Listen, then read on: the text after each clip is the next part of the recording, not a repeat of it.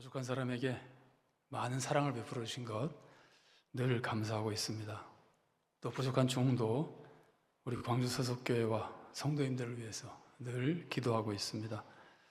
주님의 은혜와 평강이 우리 모든 성도님들 가정과 광주 서석교회에 늘 충만하기를 빕니다.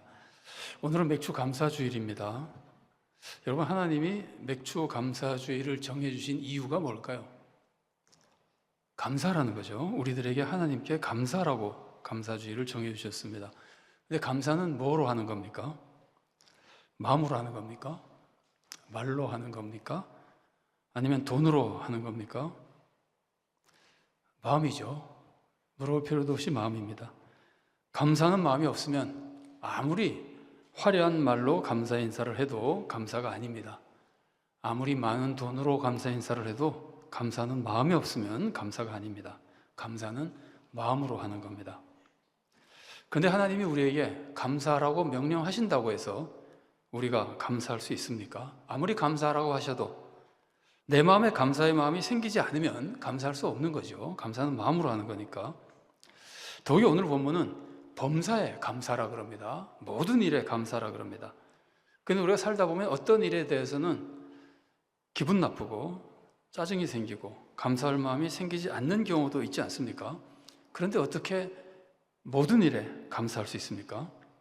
겉으로 감사하는 척은 할 수 있지만 진짜 감사는 할 수가 없어지는 겁니다. 그래서 범사에 감사라는 말씀은 굉장히 실행하기가 어려운 말씀입니다. 감사만이 아닙니다. 오늘 본문은 항상 기뻐하라고 가르쳐 줍니다. 그런데 기뻐하라고 명령한다고 해서 우리가 기뻐할 수 있습니까? 기뻐하는 것은 뭐로 합니까? 역시 마음으로 하는 거죠. 마음에 기쁨이 없으면 절대 기뻐할 수 없습니다. 어떨 때는 어떤 일에 대해서는 우리가 속이 상하는데 어떻게 우리가 항상 기뻐합니까? 이 명령도 너무나 어려운 말씀입니다. 항상 기뻐하라, 범사에 감사하라는 말씀은 우리가 실행하기가 너무나 어려운 말씀입니다. 그렇다면 우리는 어떻게 해야 됩니까? 사실 오늘 본문은 본문 안에 항상 기뻐하고 범사에 감사할 수 있는 비결을 함께 가르쳐주고 있습니다. 오늘 본문 말씀 보십시오. 16절부터 18절 상반절까지의 말씀입니다. 이렇게 제가 A, B, A-로 나눠놨죠. A는 항상 기뻐하라. 그 다음은 B, 쉬지 말고 기도하라. A- 범사에 감사하라. 왜 세 번째 줄은 C라고 하지 않고 A-라고 했느냐 하면은 화면을 조금만 더 띄워주실래요?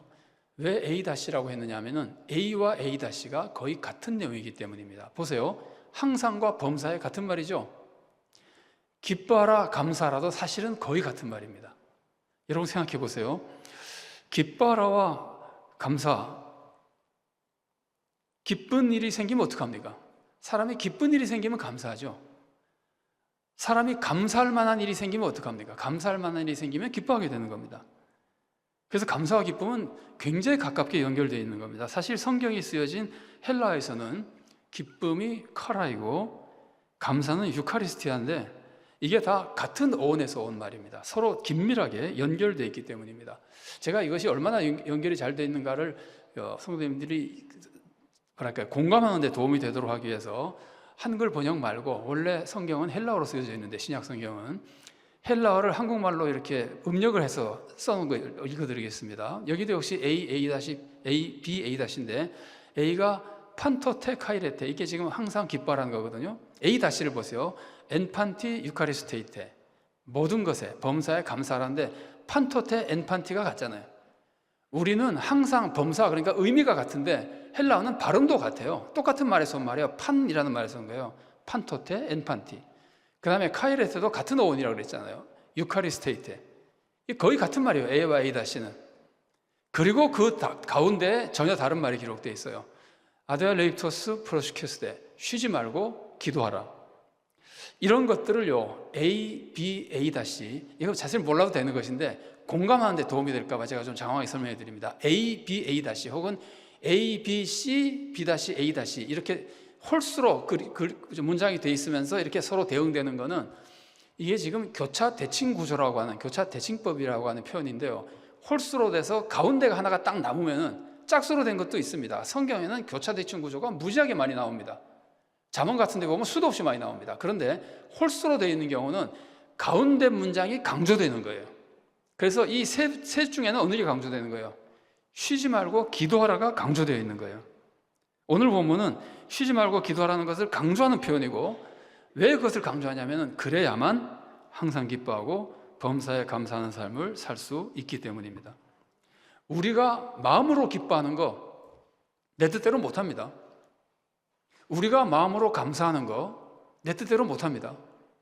그러나 기도하는 것은 내 뜻대로 할 수 있습니다. 기도만 하려고 그러면 내가 정말 기도하겠다고 마음먹으면 기도할 수 있습니다. 쉬지 않고 기도할 수 있습니다. 그래서 기도하면 되는데, 기도를 하면은 기쁨이 생기고 기도하면은 감사가 생긴다는 말이에요. 그래서 기도하면은 감사할 수 있고 기도하면은 기뻐할 수 있게 됩니다. 그런데 우리는 항상 기뻐하고 항상 범사에 감사해야 되잖아요. 그러려면은 기도도 항상 해야 되는 거예요. 그래서 본문이 쉬지 말고 기도하라고 가르치는 거예요. 왜 기도하면은 마음에 기쁨이 생기고 감사가 생길까요? 여러분, 기도가 뭡니까? 세상에서는 기도를 뭐라고 가르치느냐면은 하나님께 뭘 달라고 간구하는 거라고 가르쳐줘요. 국어사전을 한번 보세요. 국어사전에는 기도를 이렇게 설명하고 있습니다. 신이나 절대적 존재에게 바라는 바가 이루어지기를 신에게 바라는 것을 이루어달라고 하는 것이 기도예요. 이게 세상에서 하는 설명이에요. 성경은 다릅니다. 성경사전 한번 보세요. 성경사전에는 기도란 하나님과 성도 간의 교제, 대화를 말한다. 하나님과 교제하는 것, 하나님과 대화하는 것이 기도예요. 성경이 가르쳐주는 기도예요. 여러분 생각해 보십시오. 오늘 본문이 쉬지 말고 기도하라 그러는데 세상적으로 하나님께 쉬지 말고 달라고 하라는 뜻입니까? 하나님 이것 주세요, 저것 주세요, 이것 주세요, 저것 주세요. 하나님께 계속 달라고 하라는 게 오늘 성경 말씀이겠어요? 말도 안 되죠.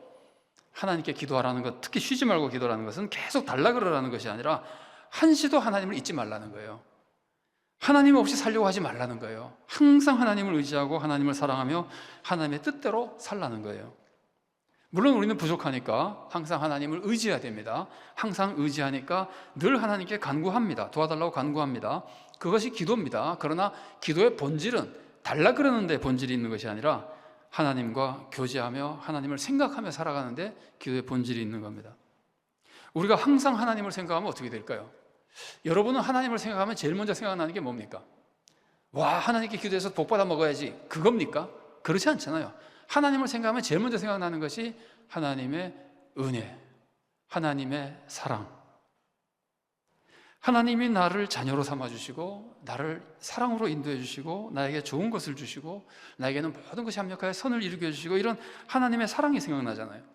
우리가 쉬지 않고 기도하며 하나님과 교제하며 그때마다 하나님의 사랑과 은혜를 생각하면 우리가 어떻게 될까요?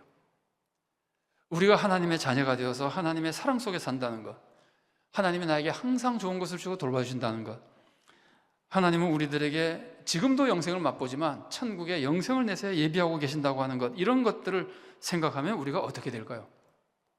기쁨이 충만해지는 겁니다. 여러분, 예수님이 가르쳐주신 밭에 감추인 보화 비유를 아시죠? 어떤 사람이 남의 밭에서 밭을 갈다가 보화를 발견했습니다. 그러면 이걸 그대로 놔두면 그 밭주인께 되잖아요. 그러니까 밭을 빨리 사야 돼요.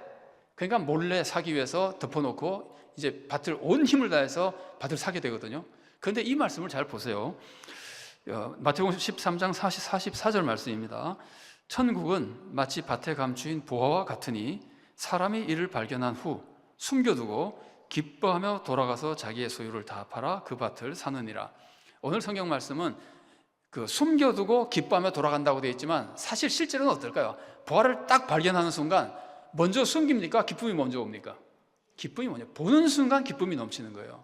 천국은 보화를 발견하는 순간 기쁨이 넘치는 거예요. 그리고 어떻게든지 이걸 얻기 위해서 최선을 다해서 헌신할 수 있게 되는 거예요. 이래서 천국의 보화를 발견해서 기쁨이 넘치잖아요. 이게 밭의 보화를 얘기합시다. 밭의 보화를 발견한 사람이 보고 나서 기쁨이 너무 넘쳐서 이제 이거 숨겨놓고 다음에 살려고 그러고 나면 이 사람의 이 기쁨이 몇 시간 후에 없어질까요? 여러분, 엄청난 보화를 발견한 사람이 그거를 발견하고 나서 몇 시간 후면 기쁨이 없어집니까? 그 다음날 없어집니까? 아닙니다. 이거 생각만 하면 기쁨이 넘치는 겁니다. 그래서 이런 사람은요, 누가 욕해도 아무렇지도 않아요. 내가 엄청난 보화를 발견하면 누가 욕해도 아무렇지도 않아요. 아이고 마음대로 하세요. 나는 너하고 상대도 안 되는 사람이에요. 그러는 거예요. 누가 내 돈 떼어 먹어도 아무렇지도 않아요. 아이고 다 가져가세요. 난 넘치게 있어요. 이게 천국 부활을 발견한 사람의 기쁨이에요. 무슨 일을 당해도 기쁨이 넘치는 거예요. 그런데 우리가 바로 그 천국 부활을 발견한 사람입니다. 발견만 했습니까? 이미 얻은 사람입니다. 하나님을 아버지로 모신 사람입니다. 전능하신 하나님 아버지가, 하나님이 우리를 사랑하시는 아버지가 돼서 온갖 은혜를 내려주시고 천국의 영생까지 이끌어 가시는 그런 자녀가 된 사람들입니다. 구원의 모든 축복을 받은 겁니다. 그러니까 쉬지 않고 기도하는 사람은 항상 하나님과 교제하며 이 은혜를 다시 생각하고 다시 생각하는 거예요. 그걸 생각할 때마다 기쁨이 넘치는 거예요. 그래서 항상 기뻐하는 사람이 될 수 있는 겁니다. 그런데 생각해 보십시오. 마음의 기쁨이 충만하면 어떻게 될까요? 여러분, 마음의 기쁨이 충만할 만큼 좋은 일이 생기면 어떻게 될까요? 감사하게 되죠. 천국 부활을 딱 발견한 사람이, 이게 정상적인 사람이라면 기쁨만 넘치는 것이 아니라 이런 기회를 주신 하나님께 감사하게 되죠. 기뻐하면 당연히 감사하는 겁니다. 왜냐하면 기뻐할 일이 생겼는데 감사하지 않을 사람이 어디 있습니까? 그래서 천국 부활을 얻은 사람은 천국 부활을 생각할 때마다, 여러분, 우리는 10년 전에 예수 믿었으면 그때 천국 부활을 얻은 게 아닙니다. 그때 얻고 나서 잊어버리는 게 아닙니다. 10년이 지나도 20년이 지나도 죽을 때가 돼도 그 천국 부활을 생각할 때마다 기쁨이 넘치는 거예요. 감사가 넘치는 거예요. 여러분, 헬라어에서는 아까도 말씀드렸지만 기쁨이 카라이고 감사가 유카리스티아인데, 은혜는 뭐냐면은, 은혜는 카리스예요. 다 비슷비슷하죠. 카라, 카리스, 유카리스티아, 이게 다 한 어원에서 온 말이에요. 왜냐하면 다 연결되어 있기 때문이에요. 어떻게 연결됐냐면은, 하나님이 제일 먼저 은혜를 내려주십니다. 은혜를 받으면 어떻게 된다고요? 은혜를 받자마자 기쁨이 넘쳐요. 그리고 감사가 넘쳐요. 그래서 은혜와 기쁨과 감사는 다 연결되어 있는 겁니다. 하나님의 은혜를 받고 기쁨과 감사가 없다는 건 거짓말입니다. 그럴 수가 없습니다. 은혜를 받으면. 그리고 이런 은혜를 받으면 마음이 평안해집니다. 아니, 그렇게 큰 은혜를 받는데 걱정할 게 뭐 있습니까? 사실 밭에 감추인 부화는 걱정이 돼요. 어떤 놈이 우연히 또 발견해서 훔쳐갈 수도 있고. 천국 부화는 뺏어갈 사람이 없어요. 완전히 우리 것이 되어 있는 거예요. 누가 우리를 그리스도 안에 있는 하나님의 사랑에서 끊을 수가 있습니까? 하나님이 주시는 은혜와 사랑은 우리들에게 뺏길 수가 없어요. 항상 그 은혜 속에 살고 있어요. 하나님의 자녀로 살고 있고, 도우심 속에 살고 있고, 돌보심 속에 살고 있고, 나에게는 어떤 일이 닥쳐도 다 합력하여 선이 이루어지게 되어 있습니다. 그래서 하나님께 늘 기도하며 은혜와 사랑을 깨닫고 느끼는 사람은 기쁨과 감사와 평안이 충만한 사람, 한마디로 말하면 인생 중에 가장 행복한 삶을 살아가게 되는 겁니다. 그런데 이게 지금 신앙적으로 딱 맞는 말씀인데, 우리가 기도하면 당연히 하나님의 은혜를 생각했는데도 불구하고 기도하면서도 하나님의 은혜를 생각하지 못하는 경우가 있습니다. 언제 그럴까요? 기도할 때 내 욕심만 이루려고 하면 그렇게 됩니다. 내 욕심으로 기도하면 어떻게 될까요? 하나님이 내 욕심대로 이루어주시면 기뻐하고 감사합니다. 근데 하나님이 내 기도대로 이루어주시지 않으시면 불평하고 원망합니다. 그래서 그렇게 기도하는 사람은 아무리 기도를 많이 해도 항상 기뻐할 수가 없습니다. 기도대로 되면 기뻐하고, 안 되면 싫어하고, 기도대로 되면 감사하고, 안 되면 원망하고, 이런 식의 삶을 살아가게 되는 겁니다. 여러분, 기도를 내 욕심대로 하는 것을 뭐라 그러는지 아십니까? 내 욕심대로 이루어달라고 기도하는 걸 뭐라 그러는지 아십니까? 그것을 기복신앙이라고 그러는 겁니다. 여러분, 기복신앙이 뭡니까? 기복신앙은 우리가 말만 그냥 보면은 복을 비는 게 다 기복신앙 같지만, 여러분, 하나님께 복 달라고 기도하는 건 기복신앙이 아닙니다. 여러분, 복 중에 제일 큰 복이 뭐죠? 구원받는 거잖아요. 우리가 구원받게 해달라고 기도하면 기복신앙입니까? 아닙니다. 예수님도 주기도에서 그렇게 기도하라 그러셨습니다. 우리는 구원받도록 기도해야 됩니다. 하나님께 복을 달라고 기도하는 것은 기복신앙이 아니에요. 우리는 연약한 사람이기 때문에 믿음이라는 것은 항상 하나님을 의지하는 거거든요. 하나님을 의지하면서 하나님께 도와달라고 기도하는 것은 우리의 당연한 믿음이에요. 당연한 신앙이에요. 올바른 믿음이에요. 하나님께 도와달라, 복을 달라고 기도하는 것은 기복신앙이 아니에요. 그러면 그건 올바른 신앙이에요. 기복신앙은 뭐냐면요, 이런 세 가지 특징이 있습니다. 첫째는 이기적인 목적으로 복을 달라고 그러는 겁니다. 여러분, 가난한 사람들이 너무 안 돼서 하나님, 저 가난한 사람들을 도와주도록 나에게 복을 주십시오. 내가 저 사람들을 도와줘야 되겠습니다. 그러면 기복신앙 아니에요. 나 잘 먹고 잘 살게 해주세요. 복을 구해야 기복신앙이에요. 이기적인 축복을 요구하는 것이 기복신앙이지, 하나님의 영광을 위해서, 세상의 유익을 위해서 축복을 요구하는 건 기복신앙이 아니에요. 이기적인 욕심이 기복신앙이에요. 두 번째로는 세상적인 축복을 간구하는 것이 기복신앙이에요. 우리가 나를 위해서 기도하더라도 내가 영적으로 정말 잘 돼서 바르게 살아가며 하나님께 영광 돌리는 성도가 되게 해달라고 기도하는 건 나를 위해 기도하는 거지만 기복신앙이 아니에요. 영적으로 올바른 성도가 되게 해달라는 기도는, 그런 기도하는 사람은 이기적인 욕심으로 살지 않아요. 그러니까 기복신앙이 될 수가 없어요. 그래서 세상적인 축복을 요구하는 것이, 세상적인 축복을 이기적으로 요구하는 것이 기복신앙입니다. 그리고 또 한 가지 기복신앙의 특징이 뭐냐면은, 하나님이 주셨는데 주신 것에 대해서 불평하면 기복신앙입니다. 주신 것에 감사하지 않고 불평하면 기복신앙입니다. 우리가 하나님이 주신 것에 왜 불평합니까? 내 욕심대로 안 됐기 때문에 불평하는 거잖아요. 내 욕심대로 안 돼서 불평하는 사람은 뭘 요구하는 거예요? 내 욕심을 추구하는 사람이잖아요. 그래서 기복신앙이에요. 하나님이 주셨는데 불평하면 기복신앙이에요. 사실 우리는 하나님이 우리에게 주시는 것마다 하나님의 뜻대로 주시는 거잖아요. 우리가 하나님의 뜻을 추구하면 하나님이 주시는 것이 다 하나님의 뜻인 줄 알고 감사하며 기뻐해야 됩니다. 그런데 그때 원망하고 불평하면 기복신앙이 되는 겁니다. 우리가 항상 기뻐하지 못하고 범사에 감사하지 못한다면 우리는 사실 신앙이 기복주의 신앙이기 때문입니다. 올바른 신앙은 하나님 뜻대로, 하나님 뜻대로 하시는 것을 항상 기뻐하고 감사합니다. 그래서 우리의 신앙이 올바른 신앙이 되려면 항상 주님을 생각하고 주님의 은혜를 되새기고 주님의 은혜를 깨닫고 주님 중심으로 살아가야 됩니다. 주님 중심, 주님의 영광, 주님의 뜻을 중심으로 살아가야 됩니다. 그렇게만 하면 주님의 뜻이 이루어지는 거니까 항상 감사하고 기뻐하게 되는 겁니다. 근데 이렇게 하려면 항상 주님과 교제해야 되는 겁니다. 쉬지 말고 주님께 기도하며 살아가야 되는 겁니다. 여러분, 우리가 어려울 때 하나님께 도와달라고 기도하는 것 좋은 신앙입니다. 하나님을 의지하는 올바른 신앙입니다. 그러나 그 올바른 신앙보다도 더 성숙한 신앙이 뭐냐면은 하나님과 항상 교제하는 신앙입니다. 항상 하나님을 의지하고 도와달라고 기도하는 거 좋은 신앙이에요. 그러나 성숙한 신앙은 그렇게도 하지만 동시에 하나님과 항상 교제하는 신앙입니다. 우리가 항상 하나님과 교제하는 기도를 드리면 우리는 항상 하나님과 동행하게 되고, 항상 하나님이 나와 함께 하시니까 항상 기뻐하고, 하나님이 함께 하시니까 항상 감사하게 됩니다.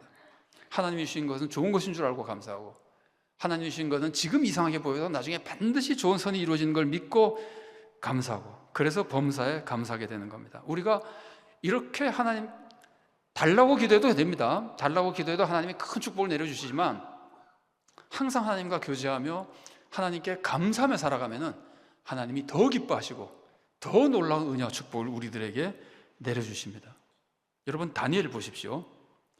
다니엘 사건 우리가 잘 알죠. 다니엘의 대적자들이 다니엘을 시기해서 무너뜨리려고 모함을 하려고 그러는데 모함할 거리가 없어요. 다니엘이 흠이 없기 때문에. 그래서 이 사람들이 발견한 게, 저 사람은 항상 신앙생활하니까 신앙생활만 못하게 하면 틀림없이 법을 어길 것이다.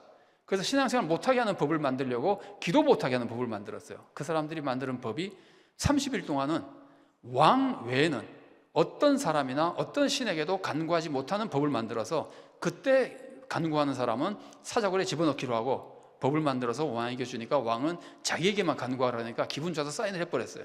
도장을 찍었어요. 그래서 이제 그 법이 공포됐습니다. 이제는 다니엘 기도 못합니다. 기도하면 사자굴에 던져집니다.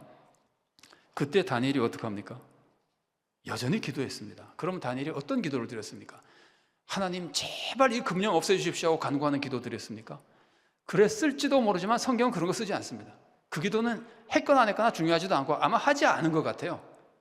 다니엘은 그런 기도 안 한 것 같고, 하나님, 저 기도해도 사자굴에 들어가지 않게 도와주시옵소서, 그런 기도도 안 한 것 같고, 다니엘이 무슨 기도를 했냐면은 다니엘 6장 10절에 나오는 말씀입니다. 다니엘이 이 조서에 왕의 도장이 찍힌 것을 알고도 자기 집에 돌아가서는 윗방에 올라가 예루살렘으로 향한 창문을 열고 전에 하던 대로 하루 3번씩 무릎을 꿇고 기도하며 그의 하나님께 감사했더라. 그 고난 속에서 다니엘은 하던 대로, 쭉 늘상 하던 대로 그대로 기도를 드렸습니다. 이게 항상 기도하는 모습이고 쉬지 않고 기도하는 모습입니다. 더군다나 늘 기도하던데 그 내용 자체도 그 박해 속에서 하나님께 감사하는 기도를 드렸습니다. 쉬지 않고 하나님께 기도하는 사람이니까 늘 하나님의 은혜를 생각하고 사랑을 깨달은 사람이고, 그러니까 박해 속에서도 이 박해가 하나님이 주신 좋은 것이고 하나님이 정말 선을 이루어 가시는 하나님의 섭리라는 것을 믿고 그 박해 속에서도 감사한 거예요. 다니엘이야말로 정말 범사에 감사한 사람이에요. 그래서 어떻게 됩니까? 다니엘이 사자굴에 던져지지 않습니까? 기도를 했는데도 사자굴에 안 던져집니까? 아닙니다. 던져집니다. 그러나 그 사자굴에서도 하나님께서 다니엘을 지켜주시고 오히려 사자굴에 다니엘이 던져졌기 때문에 그 나라에 놀라운 은혜가 임해서 왕이 변하고 하나님이 영광을 받으시게 되는 거예요. 사실 다니엘은 안 죽었지만 하나님이 뜻이 다니엘이 죽는 것이라 다니엘이 죽었어도 다니엘은 위대한 순교자가 되는 거예요. 전혀 손해볼 거 없어요.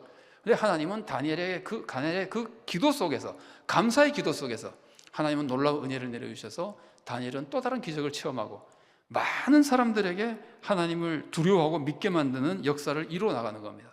다니엘 6장 26절 말씀입니다. 내가 이제 조서를 내리노라. 내 나라 관할 아래에 있는 사람들은 다 다니엘의 하나님 앞에서 떨며 두려워할지니 그는 살아계시는 하나님이시요 영원히 변하지 않으실 이시요 그의 나라는 멸망하지 아니할 것이요 그의 권세는 무궁할 것이며, 왕이 이렇게 선포하잖아요. 그래서 다니엘은 이 사건으로 놀라운 역사를 이루고 놀라운 축복을 사실은 더 받게 되는 겁니다. 여러분, 욥 아시죠? 욥은 굉장히 무서운 고난 속에서도 믿음을 지켰습니다. 정말 훌륭한 믿음입니다. 그러나 욥의 믿음을 가만히 보면, 제가 감히 욥보다 더 좋은 모습을 보는 사람과 비교해 보다 보면 우리보다는 훌륭하지만 욥은 표현이 좀 자극적이지만 2% 믿음이 부족한 사람이었습니다. 놀라운 믿음을 보여준 사람이지만 욥의 믿음 보십시오. 욥이 어떤 믿음으로 신앙을 지켰습니까? 하나님의 절대 주권을 믿는 믿음으로 지켰습니다. 욥기 1장 21절 말씀입니다. 이르되 내가 모태에서 알몸으로 나왔사온즉 또한 알몸이 그리로 돌아가올지라. 주시니도 여호와시요 거두시니도 여호와시오니 여호와의 이름이 찬송을 받으실지니이다 하고, 하나님의 절대 주권을 믿으니까 어떤 고난이 오고 하나님이 어떤 것을 뺏어가셔도 모든 것이 하나님의 것이니까 믿음 잃지 않고 하나님을 찬양한 거예요. 훌륭한 믿음이에요. 그러나 욥이 하나님의 절대 주권을 믿고 그 무서운 고난을 이겨냈지만 욥은 친구들이 찾아와서 욥을 비난하고 속을 자꾸 긁으니까 하나님을 원망하는 말을 합니다. 잘못을 저지른 거예요. 그래서 욥기가 끝날 때 욥은 그것을 회개하거든요. 욥기 42장 6절 말씀입니다. 그러므로 내가 스스로 거두어드리고 티끌과 재 가운데에서 회개하나이다. 욥은 하나님의 절대 주권을 믿고 그 어려운 고난 속에서도 하나님을 원망하지 않고 믿음을 지켰습니다. 그러나 그거 굉장히 좋은 믿음입니다. 그러나 욥은 그 고난이 자기에게 축복이라는 것을 믿지는 못했던 것 같아요. 그래서 욥이 고백하는 걸 가만히 들어보면 그 고난 속에서 막 기뻐한 것 같지는 않잖아요. 욥이 고난 속에서 막 기뻐한 것 같지는 않죠, 그죠? 참고 이겨낸 거예요. 훌륭한 믿음이지만 감사하며 기뻐한 것 같지는 않습니다. 그래서 친구들이 속을 긁었을 때 막 속이 터져나와가지고 원망하는 말을 하는 겁니다.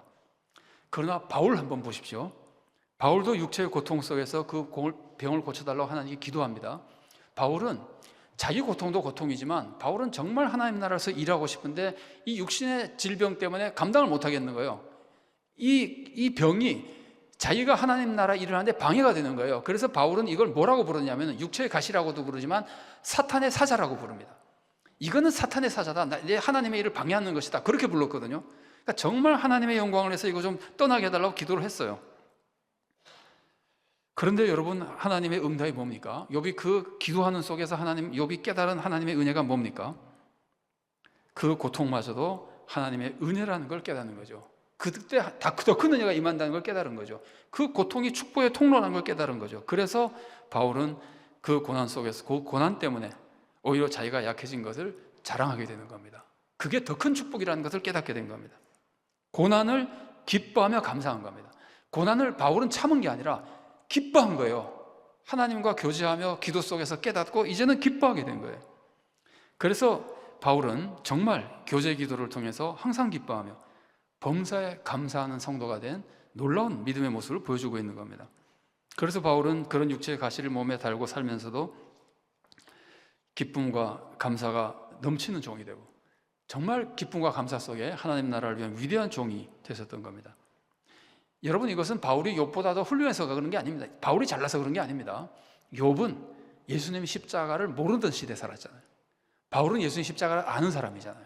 그리고 바울은 예수님 이후에 예수님이 성령님을 보내주시고 성령님이 놀랍게 역사하는 시대에 사는 사람이고, 욥은 성령님의 은혜는 받았겠지만 바울만큼 받지 못한 사람이잖아요. 그래서 욥보다 바울이 더 위대한 신앙의 모습을 보여주는 거예요. 그리고 우리는 뭡니까? 우리는 예수님의 십자가를 체험한 사람이잖아요. 우리는 성령님이 무섭게 역사하시는 역사 속에 살아가고 있는 사람이잖아요. 우리는 예수님의 말씀을 다 배운 사람이잖아요. 예수님 뭐라고 가르쳐 주셨습니까? 너희는 하나님의 자녀라고 가르쳐 주시고, 하나님은 자녀에게 항상 좋은 것을 주신다고 가르쳐 주시고, 예수님은 사도를 통해서 모든 것이 합력에게, 우리에게는, 하나님을 사랑하는 자들에게는 모든 것이 합력하여 선을 이룬다고 가르쳐 주셨잖아요. 그래서 우리는 시대적으로 더 큰 은혜를 받은 시대에 살고 있기 때문에 우리는 하나님이 주신 모든 것, 심지어 우리들에게 닥치는 시험이나 환난마저도 우리들에게 축복이라는 것을 알고 기뻐할 수 있게 되는 겁니다. 그래서 야고보가 이렇게 쓴 겁니다. 야고보서 1장 2절 말씀입니다. 내 형제들아, 너희가 여러 가지 시험을 당하거든 온전히 기쁘게 여기라. 시험을 꼭 참고 믿음을 지켜라가 아니고 그 시험 때문에 기뻐하라는 거예요. 그게 축복이라는 거예요. 여러분, 부족한 사람이 광주서교회를 섬기는 큰 축복을 받으면서 그 축복 속에서 깨달은 은혜를 한 가지 잠시 나누려고 합니다. 개인적인 말씀을 나눠서 좀 죄송하지만 우리끼리는 괜찮을 것 같습니다. 저는 신학교에 들어갈 때 목사가 되려고 들어갔어요. 신학교를 졸업하자마자 일선 목사가 돼서 현장 그러니까 지교회에서 목회하면서 교회를 섬기면서 목회를 하려고 신학교에 들어갔어요. 신학교만 나오면 목사가 돼가지고 정말 좋은 교회, 바르고 올바르고 선한 교회, 성도들이 행복하고 세상의 구원 역사를 이루는 좋은 교회를 이루는 목사가 되고 싶었습니다. 신학교를 졸업하기 전에 3학년 때, 신학교가 신대원이 3년 과정이거든요. 3학년 때 류마티스 관절염에 걸렸어요. 의사가 걷지를 말라 그래요. 걸으면 걸을 수는 있는데 걷지를 말라 그래요. 안 낫는다고. 그래서 이제 학교 기숙사에 들어갔어요. 서울에 사는 사람은 학교 기숙사에 원래 못 들어갑니다. 지방에서 오신 분들이 워낙 많기 때문에. 그런데 이제 나는 걷지를 못하니까 좀 들어가게 해달라고 형편을 말씀드려서 허락을 받고 기숙사에 들어가서 한 학기를 지냈어요. 여러분, 그런 몸으로 어떻게 목회를 합니까? 그런데 그렇게 어렵게 지내는 동안에 하나님은 저에게 이런 생각과 비전을 주셨습니다. 너 더 열심히 공부해가지고 아예 신학자로 하나님 나라에서 봉사해라, 이런 마음을 주셨어요.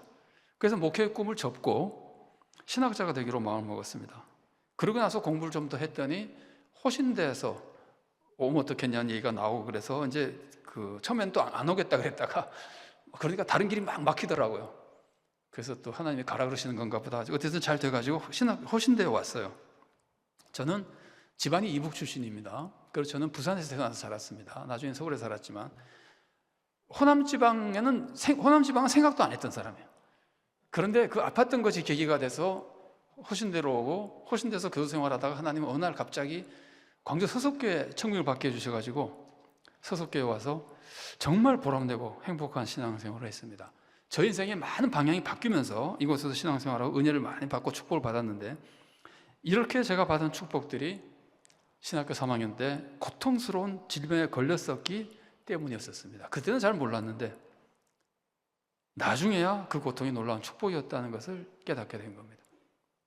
우리가 하나님과 교제하며 쉬지 않고 기도하다 보면 차츰차츰 하나님이 항상 우리에게는 좋은 것을 주시고 모든 것이 우리에게는 합력하여 선을 이루게 해주신다는 것을 깨닫게 됩니다. 그러면 우리는 항상 기뻐하고 범사에 감사하는 성도로 성숙해 나가게 되는 겁니다. 그러면 정말 하나님께 기쁨을 드리고 하나님께 영광을 돌리고 하나님의 더 놀라운 축복 속에 살아갈 수 있게 되는 겁니다. 사랑하는 성도 여러분, 우리는 항상 하나님께 감사해야 됩니다.